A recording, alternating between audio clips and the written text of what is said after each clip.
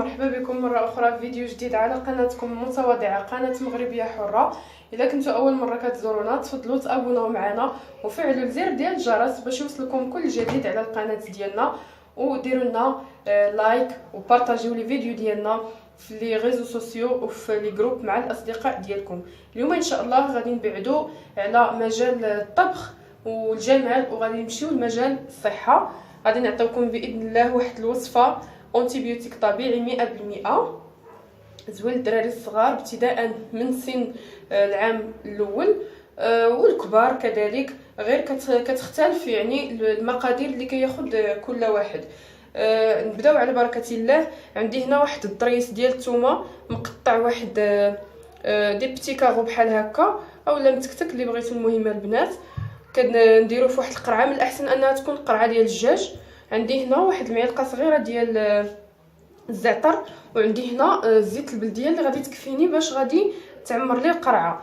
هنا الزعتر البنات بارد، الزيت الزعتر يعني مستعدل ما بين البروديه والسخونيه، ماشي بارد كامل. عندي هنا الزيت البلديه سخونه والثومه سخونه، فهاد الزعتر هذا بحال كيوازن لي هذيك الوصفه ديالي، ما كيخليهاش سخونه بزاف. ندوزو دابا الطريقه سهله البنات.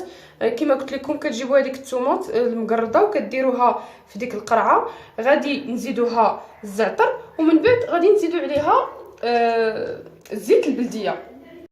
ها هي البنات لونتيبيوتيك ديالنا وجد. هذه هي الطريقه ديال الميمه ديالنا، الميمه الحبيبه الله يخليها لنا، وكل واحد الله يخلي له ميمته.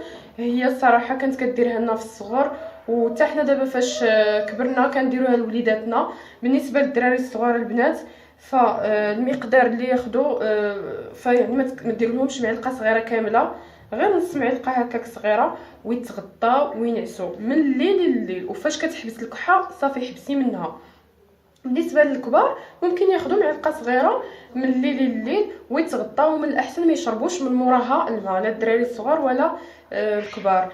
دابا البنات ملي كتوجد لكم كتخليوها في واحد البلاصه، واحد البلاكار اللي ما يكونش كيدخلوا الضوء، اولا تغطيوها مثلا بجورنال بحال هكاك ولا بشي زيف اللي اللون ديالو مغلق، وتخليوها على الاقل واحد السيمانه عاد باش غادي تقدروا تبقاو تستعملوها. وإلا كحلت لكم البنات الثومه ما تخافوش، راه ما حدها كتقدام وهو المفعول ديالها كيزيد يقوى.